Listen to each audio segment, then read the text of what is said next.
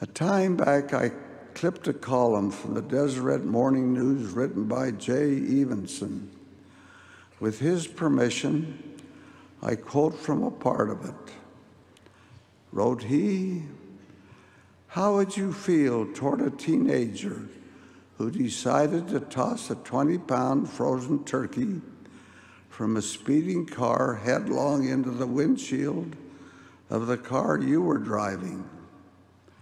How would you feel after enduring 6 hours of surgery using metal plates and other hardware to piece your face together, and after learning you still face years of therapy before returning to normal, and that you ought to feel lucky you didn't die or suffer permanent brain damage?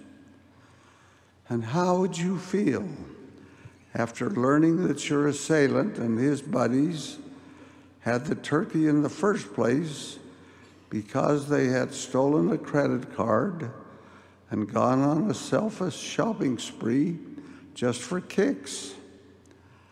This is the kind of hideous crime that propels politicians to offices on promises of getting tough on crime.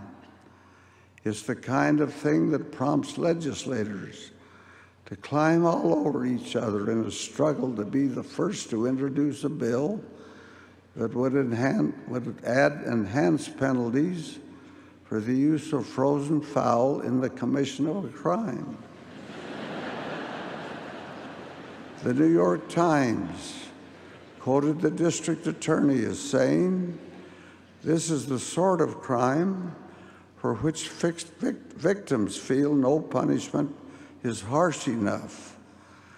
Death doesn't even satisfy them," he said, which is what makes what really happened so unusual.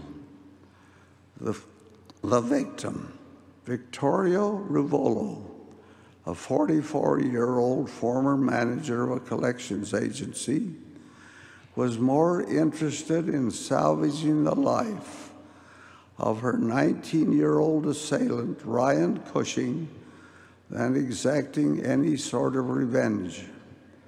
She pestered prosecutors for information about him, his life, how he was raised, and so forth. Then she insisted on offering him a plea deal. Cushing could serve 6 months in the county jail and be on probation for 5 years if he pleaded guilty to second-degree assault. Had he been convicted of first-degree assault, the charge most fitting for the crime, he could have served 25 years in prison, finally thrown back into society as a middle-aged man with no skills or prospects. But this is only half the story. The rest of it, what happened the day this all played out in court, is the truly remarkable part. According to an account in the New York Post, Cushing carefully and tentatively made his way to where Ruvolo sat in the courtroom and tearfully whispered an apology.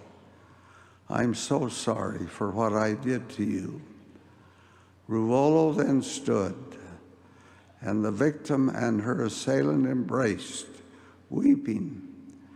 She stroked his head and patted his back as he sobbed. And witnesses, including a Times reporter, heard her say, "It's okay. I just want you to make your life the best it can be."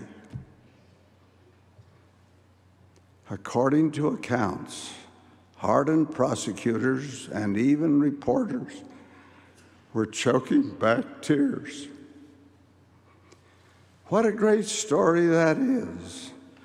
Greater because it actually happened, and that it happened in tough old New York.